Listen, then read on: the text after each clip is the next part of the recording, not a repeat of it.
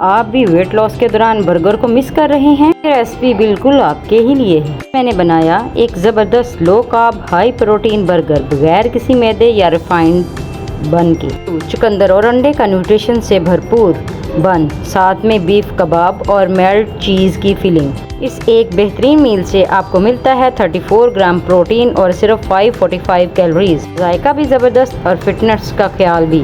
ऐसी मज़ेदार healthy recipes के लिए फॉलो करें। रेसिपी काफ़ी देर तक आपके बेली को फुल रखती है और फुल ऑफ न्यूट्रिशन है। ये वेट लॉसिंग के लिए बहुत हेल्पफुल है। अपने दोस्तों के साथ शेयर करें और सेव करें और सब्सक्राइब ज़रूर करें।